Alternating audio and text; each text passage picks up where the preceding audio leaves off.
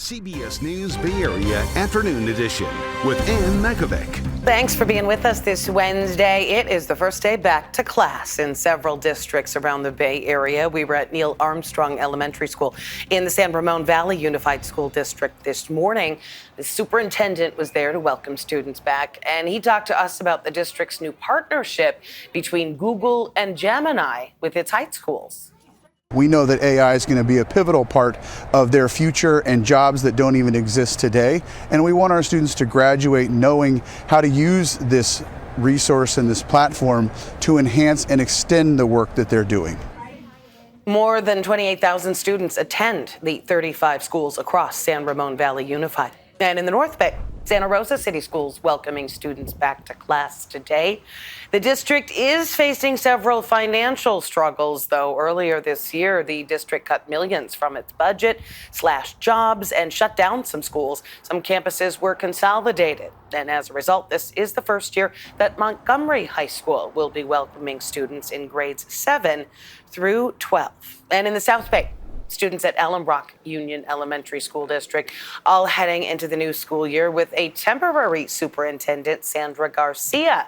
The previous superintendent, Herman Cerda, was fired without explanation earlier this month. The board is going to meet soon to discuss their next steps. Several other Bay Area school districts also back to class today, ready or not, including Santa Clara Unified, Berkeley, Pacifica, Redwood City, and Martinez Unified School District. Mercy High School in Burlingame is getting a big upgrade right now. The all-girls Catholic high school celebrated the groundbreaking of their new athletic and student life center. The school raised about $27 million to build the gym. Head of school Natalie Brosnan says that the upgrade was much needed. Despite the beauty of Mercy High School and our Cole Mansion, the lack of facilities has not been enough for our young women. And so we are here today, celebrating not just the groundbreaking of our new Athletic and Student Life Center, but the groundbreaking of opportunities. The athletic center will include a pool, a gym, weight room, and a hall of honors to hold their championship trophies. In the past, the student athletes were using the gym at Sarah High School, an all-boys Catholic high school about 10 miles away. Nice that they have their own digs now. To our first alert weather now, as a lot of people send their kids back to school. Taking a live look at the Golden Gate Bridge. A little fog hanging around her. Let's check in with meteorologist Jessica Birch. I'm such a fan of the fog, though, Anne, and as we head into this afternoon, it's sticking around for many of us here in the Bay. What's happening today, it's interesting, actually. This area of low pressure is coming in from the Pacific Northwest. It's bringing in some cloudier skies, a little bit cooler weather, higher relative humidity, a couple things, ingredients, I should say, as we take a look at the forecast for today. So, for example, yesterday we were in the 90s, and the day before we were in the 90s, all the way over into Antioch. Today, temperatures dipped down back into the 80s, and we're also noticing some cooler weather all the way up into the North Bay, too. San Francisco today sitting in the 60s. The moment you pass the Golden Gate Bridge up into the north, we're seeing cloudy skies in 70s, up closer to Marin, and then all the way down into the Santa Clara Valley. Well, it's another beautiful day of 80s with sunnier skies there. Now, there are some day-to-day changes that we're going to notice. For example, heading into this weekend, we warm right back up to average and a little bit above average temperatures. We'll get to there in just a bit in the full forecast, but I also want to talk about the winds coming up too. Today we could see gusts get anywhere up to around 20, 25 miles per hour just into the afternoon and evening hours tonight. I have more on what you can expect for the rest of the week coming up in just a bit. Back to you. All right, thank you, Jessica. High-stakes court battle in San Francisco between California and the Trump administration has just wrapped up. The civil trial over the legality of President Trump's deployment of nearly 5,000 National Guard troops and Marines in Los Angeles during immigration protests in June. State lawyers argue that President Trump violated federal law by using the military for civilian law enforcement. The White House argues the president can use the military to protect federal agents and property during a, quote, rebellion. Judge Charles Breyer has pressed Trump's attorneys on where the limits are to sending in troops. He had previously ruled the deployment was likely illegal, but that was overturned by an appeals court. So we're going to be following his ruling in this trial when it all comes down. The stakes are obviously high, as President Trump has suggested he could expand the use of National Guard to crack down on crimes in cities, including during the 2028 Olympics in Los Angeles. He also singled out Oakland as a potential target because of its crime issues, though data shows crime rates have been falling in the city. Oakland's Mayor Barbara Lee has called the president's comments an attempt to score cheap political points. This all comes as the president said today he plans to ask Congress to approve an extension of the federal takeover of police in Washington, D.C. National Guard troops were deployed to the streets of the nation's capital last night, joining nearly 900 federal agents and officers working alongside local police. The president's emergency powers to take control of the D.C. police force are limited to 30 days, and extensions must be approved by Congress. Meantime, President Trump just days away from a face-to-face meeting with Russian President Vladimir Putin that is set to happen Friday at the Joint Base Elmendorf-Richardson, that's just outside Anchorage, Alaska. This morning, Trump spoke again with Ukrainian President Volodymyr Zelensky and European allies. The White House says the Trump-Putin meeting will not end with deliverables, instead calling it a first step in what could be an eventual peace deal between Russia and Ukraine. He hopes in the future there can be a trilateral meeting with these three leaders to finally bring this conflict to an end. Now, Zelensky told reporters that he supports the Trump meeting, but added on social media that there's no sign that the Russians are preparing to end the war. Russia's foreign minister says the only way to end the war is for Russia to retain the Ukrainian land it's gained in the fighting, something Zelensky says goes against his country's constitution. Today, President Trump was at the Kennedy Center to announce this year's honorees. He's already led an overhaul of the Kennedy Center's leadership and has taken a strong interest in shaping the direction of the Performing Arts Center. So this year's honorees include the rock band Kiss, Rocky star Sylvester Stallone, and country legend George Strait. Here's the full list. It also includes singer Gloria Gaynor and actor and singer Michael Crawford. Now, historically, the honorees were picked by a bipartisan committee, but President Trump said that he was involved in about 98% in this year's picks. He also said he agreed to host the program. Still ahead here at noon and streaming on CBS News Bay Area. Restaurants feeling the pinch of rising prices. But hear why this South Bay eatery is standing firm in its mission to sell burgers for less than $2. And he's come a long way since being called Mr. Irrelevant. Our Vern Glenn chats with Brock Purdy in the Red and Gold Report. But let's take another live look outside before we head to break. Here's a shot of the Bay Bridge. Little cloudy out there this Wednesday. We'll be right back.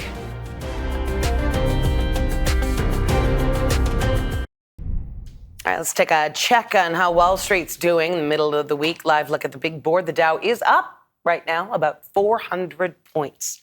New numbers from the latest consumer index report shows food inflation eased in July compared to the same time last year. But not everything is cheaper. Eggs and beef are still climbing in price, and nobody knows that better than restaurants across the nation. The National Restaurant Association says a lot of businesses are making tough decisions on whether to raise prices to pass them on to their consumers. But Campus Burgers in San Jose is doing just the opposite, keeping prices low at $1.99 per burger. As Len Ramirez shows us, it seems to be working because they just opened their second location.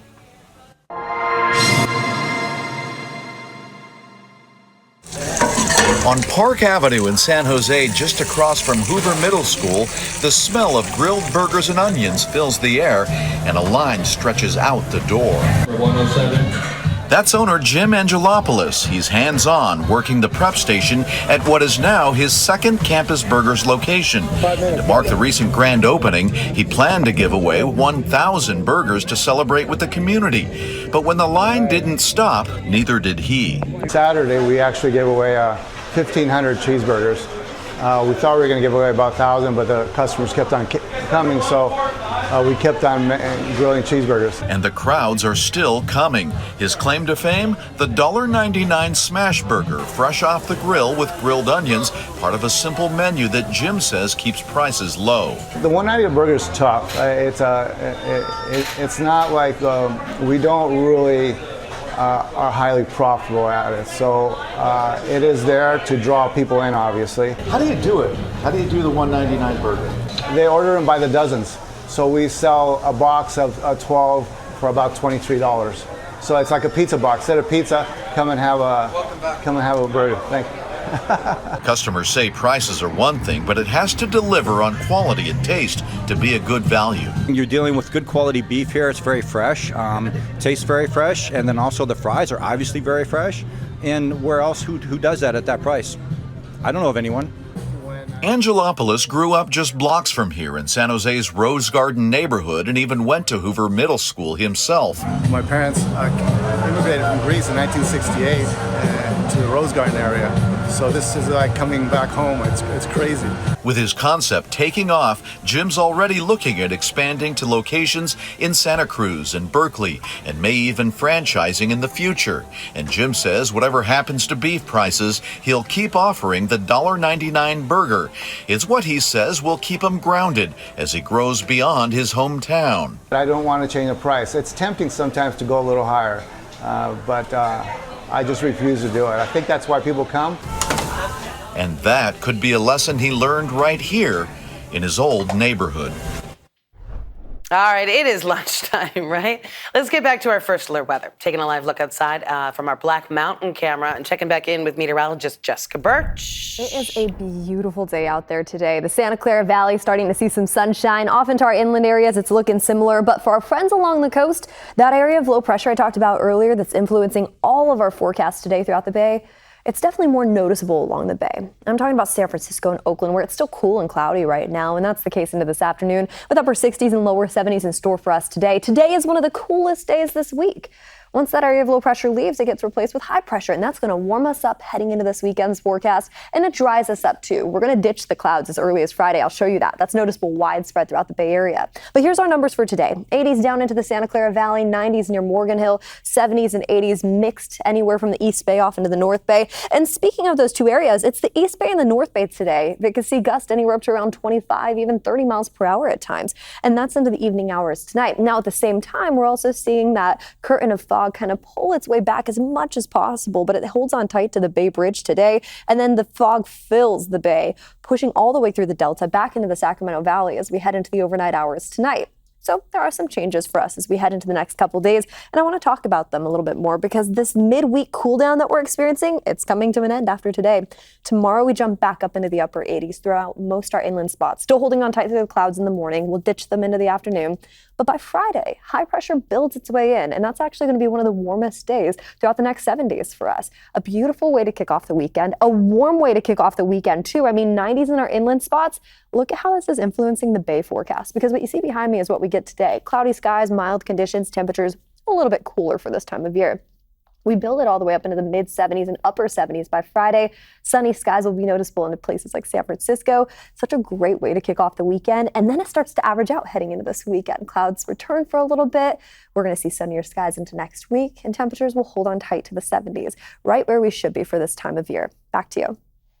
Well, the Golden State Valkyries back on the road today in Washington, D.C. They're going to face the Mystics after a 2-game winning streak that's put the Valkyries in the playoff chase. This is the third time the two teams will meet this season. In the last game back in July, the Valkyries won a close one, 68-67. And you can watch the Golden State Valkyries taking on the Washington Mystics here on KPIX. Pre-game coverage starting at 4 o'clock.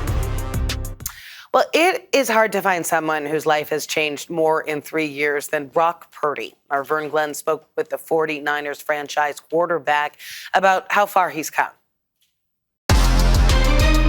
This is the Audi Red and Gold Report.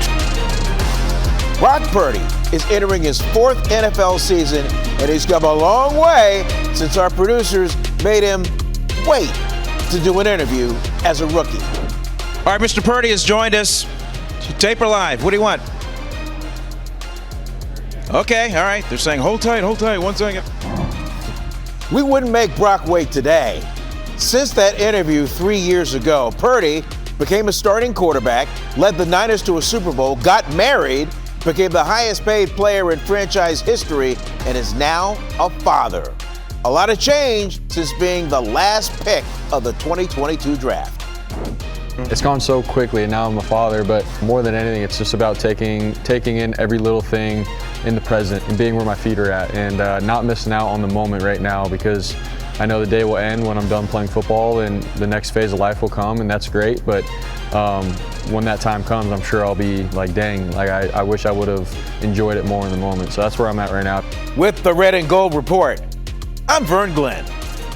And you can watch the 49ers taking on the Raiders in preseason football this Saturday right here on KPIX. Kickoff slated for 1 p.m. Well, this just in, thousands of AC Transit workers have approved a deal on a new contract.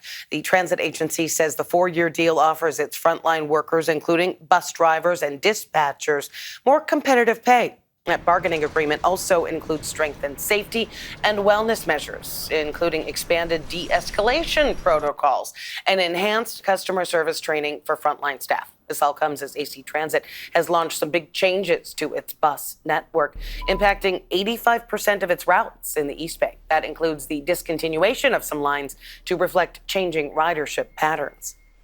Still ahead here on CBS News Bay Area, hundreds of seniors tricked out of their money, how scammers targeted them, and how the FBI cracked the case. The FBI just busted a scheme targeting grandparents. It involves their most precious treasures, their grandchildren. Authorities say that scam operated out of a call center in the Dominican Republic, where scripts were used to convince unsuspecting senior citizens that a grandchild needed money right away. Investigators say the operation then had local runners here in the U.S. collecting the cash using Ubers to get around. Uber's global security ultimately flagged the FBI.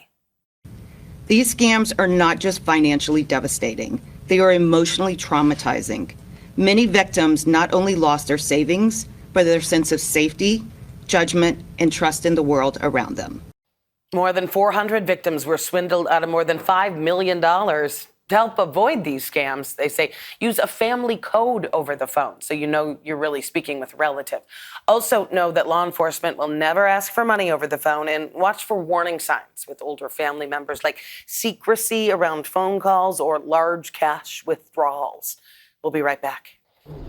Well, starting today, Uber is testing out a new ride-hailing feature in some cities, including San Francisco, that allows women passengers to pick female drivers or share a ride with other women.